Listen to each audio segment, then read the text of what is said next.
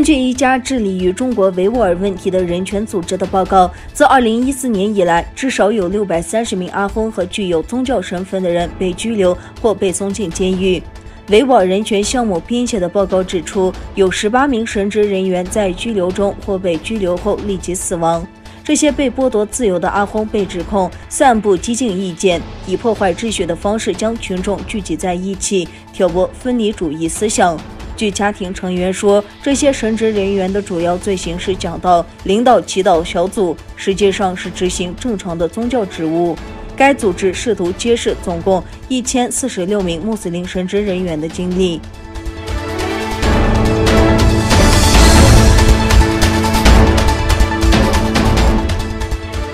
美国国务院5月12日公布了2020国际宗教自由报告。美国国务卿布林肯当天出席记者会时发言说，中国广泛地将宗教言论定为犯罪，并继续对维吾尔、穆斯林和其他宗教和少数民族成员犯下危害人类罪和种族灭绝。布林肯谈到，正如今年的国际宗教自由报告所指出的，对世界各地的许多人来说，这项权利仍然遥不可及。事实上，根据皮尤研究中心的数据，56个国家，包括世界上绝大多数的人，对宗教自由有高度或严重的限制。他随后依照国家举例说，伊朗继续恐吓、骚扰和逮捕少数民族信仰团体的成员；在俄罗斯，当局继续以所谓的极端主义为借口，骚扰、拘留和拘押耶和华见证人以及穆斯林少数民族成员的财产。布林肯说，而中国广泛地将宗教言论定为犯罪，并继续对维吾尔穆斯林和其他宗教和少数民族成员犯下反人类罪和种族灭绝。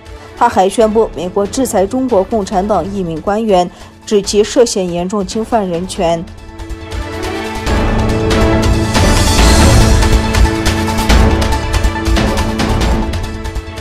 财富杂志发布年全球50位最具影响力的领导人排行榜。维吾尔裔美国人权律师努尔·特克尔排名为17位。财富杂志如此描述：自1998年美国授予他庇护以来，特克尔一直以杰出的人权领袖而闻名。他的工作重点是中国对东突厥散维吾尔人和其他少数民族的待遇。他担任华盛顿特区维吾尔人权项目董事会主席。众议院议长南希·佩洛西去年任命他为美国国际宗教自由委员会委员。他已敦促国会禁止从东突厥散进口棉花、纺织品和其他商品，直到中国结束维权人士所说的对当地居民的拘禁、强迫劳动和文化灭绝。他还列举了有力的理由，敦促美国公司重建供应线并切断与中国的贸易联系。新西兰总理阿登名列第1，特克尔名列第17位。诺贝尔和平奖获得者马拉拉·约索夫扎伊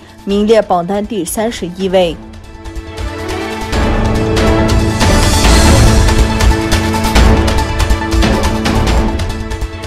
据报道，中国云南省大理市一直升机坠入洱海，4名机组人员死亡。大理市人民政府新闻办公室通报称，5月10日上午10时20分许，在大理市湾丘镇湾丘村大沙贝山森林火灾亲手火场增尸作业中，一直升飞机在取水过程中意外坠入洱海，4名机组人员不幸遇难。据大理州事件应急救援领导组消息，初步核实，坠入洱海的直升飞机内共有4名机组人员。